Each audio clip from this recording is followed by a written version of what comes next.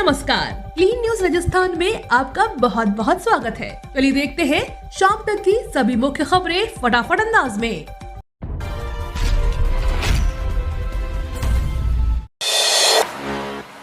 RPSC ने जारी की विभिन्न भर्ती परीक्षाओं की तारीख। राजस्थान लोक सेवा आयोग ने विभिन्न भर्ती परीक्षाओं की तारीख जारी कर दी है। वे कैंडिडेट जो इस साल आरपीएससी की इन परीक्षाओं में कोई भी परीक्षा दे रहे हों, वे आधिकारिक वेबसाइट पर जाकर शेड्यूल चेक कर सकते हैं। यहां से वे देख पाएंगे कि कौन सी परीक्षा किस महीने में या किस महीने के किस हफ्ते में प्रस्तावित है। यहां जिन परीक्षा तारीखों की बात हो रही है उनके नाम है प्रोटेक्शन ऑफिसर, रेवेन्यू ऑफिसर और assistant engineer, executive officer, occupational therapist, physical education teacher और हॉस्पिटल केयरटेकर। मनरेगा की तर्ज पर आज से शहरों में 100 दिन तक मिलेगा रोजगार, करवाएंगे ये काम। ग्रामीण क्षेत्रों में मनरेगा की तर्ज पर आज से शहरों में मनरेगा शुरू होने वाला है। यह है इंदिरा गांधी नरेगा रोजगार योजना। योजना की शुरुआत प्रदेश के 2.25 लाख हाथों से होने जा रही है, यानी अब तक इतने आवेदन आ चुके हैं। बड़ी बात है कि राज्य सरकार की तरफ से किसी भी घर में एक व्यक्ति को 100 दिन का रोजगार देने की इसमें गारंटी है। इस योजना से बेरोजगारी पर प्रहार हो या ना हो, यह तो बाद में देखा जा सकता है, लेकिन मनरेगा में कार्य करने से शहर की व्यवस्थाओं में सुधार जरूर आ सकता है। तोप, मिसाइल, ड्रोन और स्नाइपर गन जैसे रक्षा उपकरणों से सजेगा कोटा का दशहरा मैदान। कोटा का दशहरा मैदान 11 और 13 सितंबर को एक अलग ही अंदाज में नजर आएगा। लोकसभा अध्यक्ष ओम बिरला की पहल पर दशहरा मैदान में राजस्थान में पहले national defence MSME conclave and exhibition का आयोजन किया जा रहा है। इसमें आमजन को तोप, मिसाइल, ड्रोन, स्पाइनर गन, मानव रहित पोत समेत 100 से अधिक रक्षा उपकरण देखने को मिलेंगे। आयोजन के उद्घाटन कार्यक्रम में स्पीकर बिरला के साथ राज्य मंत्री अजय भट्ट भी उपस्थित होंगे।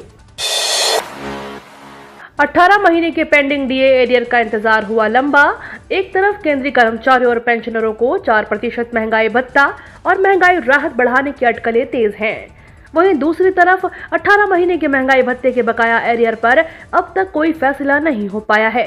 मीडिया रिपोर्ट्स की माने तो कर्मचारी और पेंशन संघ की लगातार सरकार से चर्चा चल रही है और उनका दावा है कि जल्द इसका हल निकल जाएगा। हालांकि सरकार की तरफ से कोई संकेत नहीं मिले हैं। दरअसल केंद्रीय कर्मचारियों और पेंशनरों का जनवरी 2020 से लेकर जून 2021 तक महंगाई भत्ते का एरियर बकाया है।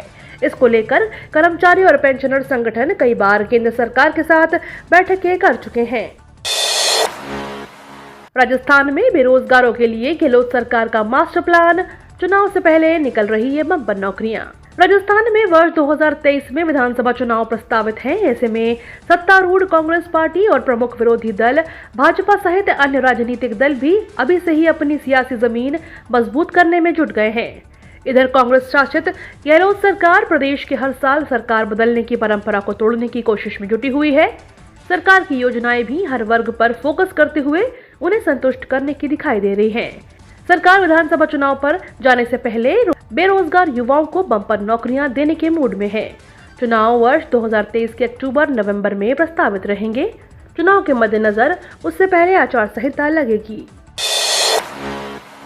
अब गहलोत सरकार को घेरने उतरी बीजेपी। राजस्थान में अब पशुधन पर लंपी वायरस के बढ़ते मामलों को लेकर सियासत गरमाई हुई है।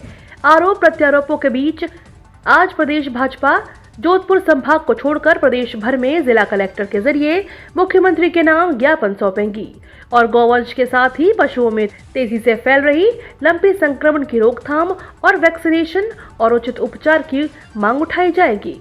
प्रदेश नेतृत्व की ओर से जारी हुए इस कार्यक्रम के सभी जिलों के 2 दिन का समय दिया गया है, जिसके तहत आज शुक्रवार को और कल शनिवार को पार्टी के नेताओं और कार्यकर्ताओं का प्रतिनिधिमंडल जिलों में कलेक्टर से मिलकर मांगों का ज्ञापन सौंपा जाएगा। आज से मॉनसून प्रदेश में फिर से सक्रिय होने के आसार। राजधानी जयपुर में गुरुवार दिन के साथ ही रात को तेज गर्मी और उमस रही। सुबह से सूर्यदेव के तेवर तीखे नजर आए। यहाँ पारा 36 डिग्री सेल्सियस के पार दर्ज किया गया। कोटा और उदयपुर संभाग के कुछ इलाकों में जगहों को छोड़कर बारिश नहीं हुई। आज कोटा, उदयपुर, बाड़ा और झालावाड़ जिलों में कुछ जगहों पर बारिश के आसार हैं। शनिवार को जयपुर, अजमेर, भरतपुर, कोटा, उदयपुर संभागों में कुछ जगहों पर हल्की से मध्यम बारिश की संभावना जताई गई है। वहीं जोधपुर संभाग में भी हल्की बारिश हो सकती है। 3 साल बाद 30 सितंबर को होंगे आरसीए के चुनाव। राजस्थान क्रिकेट एसोसिएशन ने 3 साल बाद एक बार फिर चुनावी बिगुल बज चुका है। आरसीए कार्यकारिणी के लिए 26 सितंबर को नामांकन पत्र दाखिल किए जाएंगे। वहीं इसके बाद स्क्रूटनी की प्रक्रिया पूरी होने के साथ ही 29 सितंबर को प्रत्याशियों की फाइनल लिस्ट जारी होगी, जिसके बाद 30 सितंबर को सुबह वोटिंग और उसके बाद काउंटिंग की प्रक्रिया होगी। आरसीए की ओर से इस बार राम लुभाया को चुनाव अधिकारी बनाया गया है। हालांकि अब तक राजस्थान क्रिकेट एसोसिएशन ने आधिकारिक तौर पर चुनाव का ऐलान नहीं किया है। राजस्थान में लंपी स्किन से 45,000 से ज्यादा गायों की मौत। राजस्थान में लंपी स्किन डिजीज की वजह से हजारों मवेशियों की मौत हो चुकी है। 10 लाख से ज्यादा गौवंश इस रोग की वजह से प्रभावित हैं। प्रशासन के साथ साथ स्थानीय स्तर पर भी लोक कोशिशें जारी होने के बाद भी संक्रमण रुक नहीं रहा है। लंपी स्किन डिजीज से अब तक 45,063 गौवंश की मौत हो चुकी है और 10,36,610 गौवंश संक्रमित हैं। मामले को लेकर सतीश पूनिया ने मुख्यमंत्री अशोक गहलोत पर गायों के प्रति असंवेदनशील होने का आरोप लगाते हुए दावा किया कि लाखों गायों की मौत लंपी स्किन डिजीज से हुई है, लेकिन राज्य सरकार गंभीर नहीं है। भूजल विभाग संवीक्षा परीक्षा 2022 की मॉडल आंसर की जारी। राजस्थान लोक सेवा आयोग की ओर से भूजल विभाग संवीक्षा परीक्षा 2022 के तहत कनिष्ठ भू भौतिकविद, कनिष्ठ भूजल वैज्ञानिक और तकनीकी सहायक रसायन व भूजल विज्ञान की मॉडल आंसर की वेबसाइट पर जारी कर दी गई है। आयोग द्वारा 1 और 2 अगस्त 2022 को इस परीक्षा का आयोजन किया गया था। आयोग ने उप सचिव सुनील राका ने बताया कि यदि किसी भी कैंडिडेट्स को इन मॉडल आंसर की पर कोई आपत्ति हो तो निर्धारित शुल्क के साथ 9 सितंबर से 11 सितंबर 2022 को रात्रि 12 बजे तक अपनी आपत्ति ऑनलाइन दर्ज करवा सकता है।